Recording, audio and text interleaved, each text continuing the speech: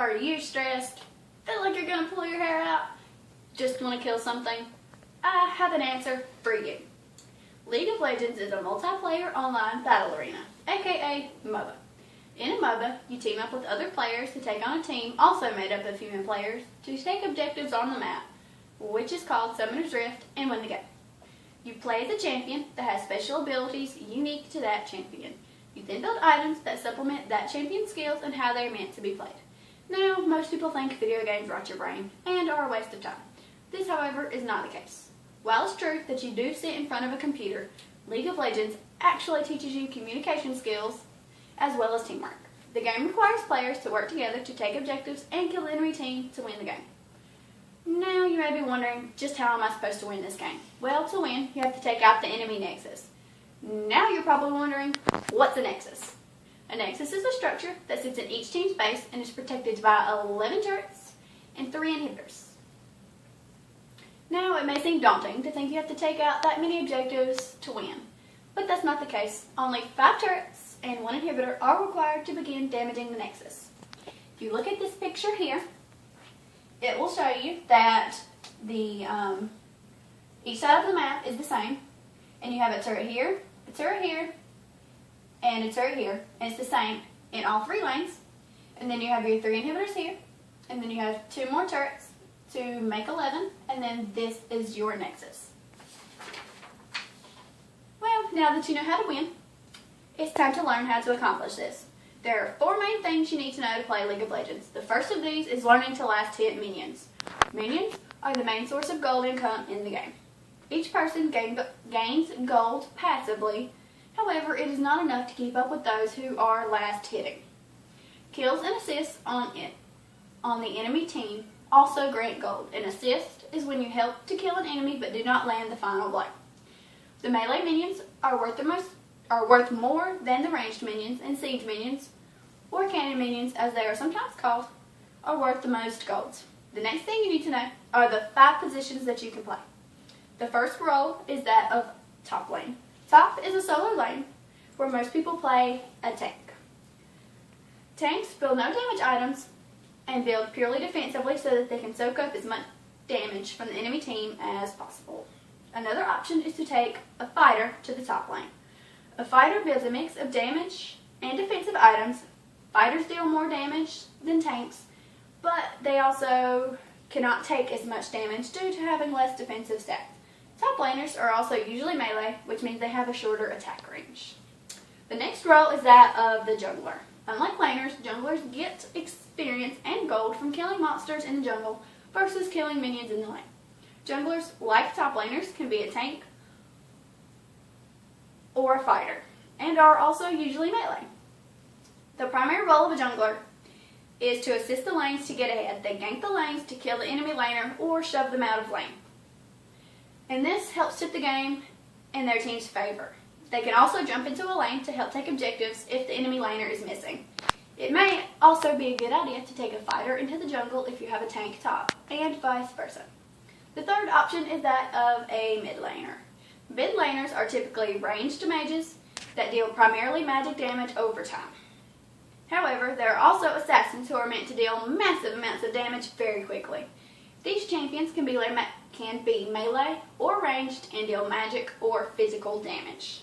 The next option is that of the marksman, as Riot likes to call them. However, among the League of Legends community, they are often referred to as the AD carry or attack damage carry. They make their home in the bottom lane along with the support. The AD carry is meant to stand at the very back of the fight and deal massive amounts of physical damage. They build straight damage items as well as attack speed. One defensive item may be built if it is needed. The final and most underappreciated role is that of the support. The support is meant to help secure kills, not get them. Their main goal is to support the AD carry and keep them alive while not dying themselves. They generally build items that grant vision of the enemy team, as well as items that buff their allies. Supports can also either be a tank or a healer. Now, healers do exactly what their name implies. They heal their allies. The next step is learning a champion that fits the role you want to play. Now, this picture here gives you a couple of examples as well as everyone's position on the map. This here is the jungler. And I'll give you a few more examples. A top lane tank would be Shyvana. While she can be built as a fighter or a tank, I highly recommend her as a tank because she gets bonus defensive stats from her abilities, and adding defensive items only supplements this. A top lane fighter would be Pantheon. Pantheon is an all-in champion. He must have defensive stats so that he doesn't die quickly, but he scales too well with damage to build purely tank. A jungle tank would be Dr. Mundo. Mundo is incredibly tanky on his own, but scales incredibly well with health items. A jungle fighter would be Lee Sin. Lee is also a jump in your face and deal tons of damage kind of champion. The awesome thing about Lee is that he can jump right back out after dealing all the damage if he has enough tank stats to survive.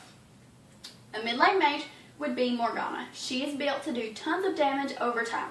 Her abilities allow her to lock you down long enough to deal that damage. Her range and lockdown ability makes her a safe pick in the mid lane. LeBlanc is also a safe pick for the mid lane. While being an assassin, she deals lots of damage very quickly, and her abilities include a dash that allows her to jump over walls to escape ganks safely. Her burst damage is very high, and she can easily kill anyone without defensive stats. As we move on to the AD carry, you'll realize there's really only one way to build an AD carry, while some of them are more utility based. Ashe offers a slow and a stun in her abilities, as well as dishing out lots of damage. On the other hand, you have Caitlyn, who has yet less utility, but she dishes out more damage. And as we move on to the supports, you have Leona. Leona's abilities offer 3 stuns and a shield that makes her deceptively tanky. Adding some defensive items to your build only supplements that and allows you to get your stuns off more often because you live longer in the fights. A support healer would be Sona. Sona has a heal as well as a move speed buff and a stun built into her abilities. This allows for great utility, especially when the enemy is grouped, because her stun is AoE. The last and most important thing you need to know is how to play safely. Rule number 1, do not overextend. If you do not have vision of the enemy team, you do not need to be on their side of the map. Wards are very important, and it is everyone's job to place them. Now, many say it's the support's job to ward, but how can a support ward the top side of the map if they are in the bottom lane with the AD carry? Another thing to remember is that enemy turrets will attack you if you do not have friendly minions in front of you, or if you attack an enemy while in tower range. The same, however, is true for your enemies. They will draw tower aggression if they attack you while in range. Also, each consecutive tower shot deals more damage than the last. This can be especially deadly at lower levels. Another way to stay safe is to have map awareness. This means that if you can't see the enemy team, you should proceed with caution. If you see that the enemy jungler is top lane, it is safe to extend to take a tower in the bottom lane, and vice versa. It is also safe to extend a little as long as you have wards around you and vision of the enemy team. So, we have talked about how you win a league match, as well as all the different roles, and learned how to play safely. I'll answer any questions you may have, and I hope to see you on the Rift.